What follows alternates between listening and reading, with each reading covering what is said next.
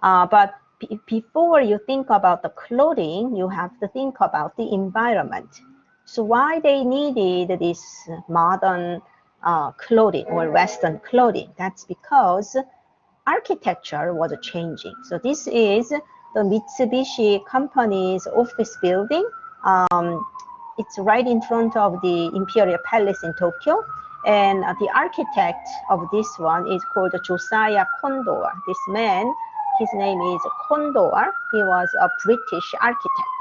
So Japanese government invited British architect in order to create that modernized Western buildings in order to have official business with Western partners.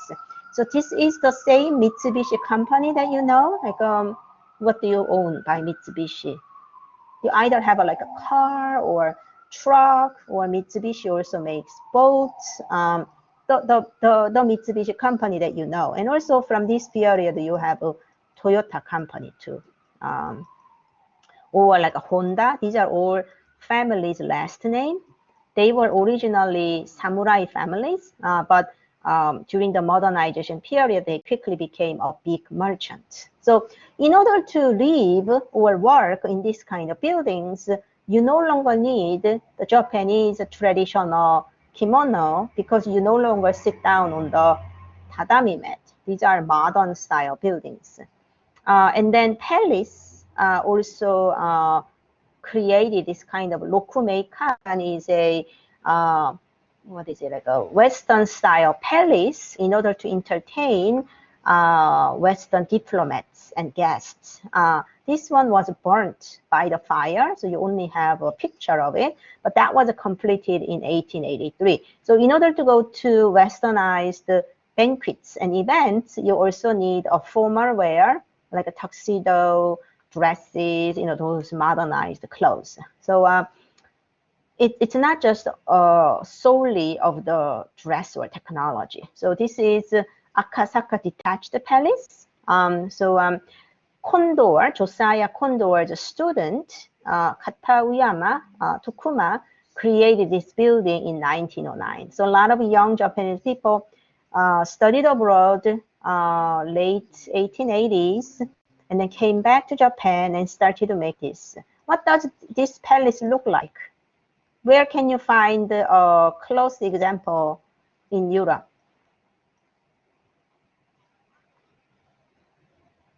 It's not, is it Buckingham Palace? Yes, yes, exactly. Yeah, it is just a close example of a Buckingham Palace in London. It looks almost identical, you know, this kind of a high second floor, this is a main floor. And then you have this round, you know, area so that chariots, right, the horse carriages can go and turn around, and yeah, those kind of things. So Japan, they also introduced Western monuments and Western cities to their own citizens through the ukiyo-e wood block print. This is also ukiyo-e print. Do you know what this one on the top is? This is railway timetable. So in 1870s, Japan started to have the train. You see the train running, which is really advanced at the time. So they started that, what is it, the Meiji Restoration in 68, and quickly they started to make short railroad system. 1870s, and then by 1880s, that you know, traditional roads from Tokyo all the way to Kyoto already had the railroad transportation system. So these are the timetable, and then they also introduce you know, other cities, and then that's also how people see the European people in their authentic dresses, right? Like women in dress, men in tuxedos. And then this is actually Tokyo, Japan. They have a tram in the city. And this is that Akasaka Palace that newly made. And then, do you recognize the US?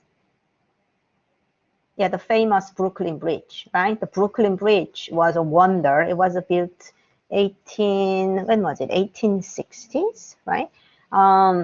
So there is the Brooklyn Suspension Bridge, Washington, D.C. San Francisco, they didn't have a Golden Gate Bridge yet. It was much later. So you only see the steamboats. So that's how, and then also people living in the countryside thought the Japanese people living in the city now dressed up in modern styles. And if you go to Ginza Avenue, that is more like a Madison Avenue in New York City, where you have various boutiques, on the street. You will see people in sometimes a kimono, right? Look at this man. This is a traditional kimono, men's pants, and then haori, like long jacket. But then he also used bowler's hat, like European hat. Or if you see these people, they dressed in Japanese kimonos, right? Japanese kimonos with umbrellas. But you will also see women dressed like Parisian ladies. Or horse carriage. You will see the what is it? The horseman in that European suit, or a young boy in a more casual clothes, Western way. So this is how people were introduced to European style of clothes. It's the same thing, same images, but you can see better.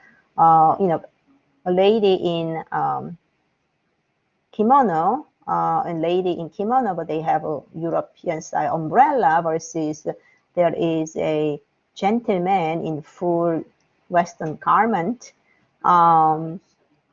It's all mixtures, right? So this is what I mean by hybrid dandyism.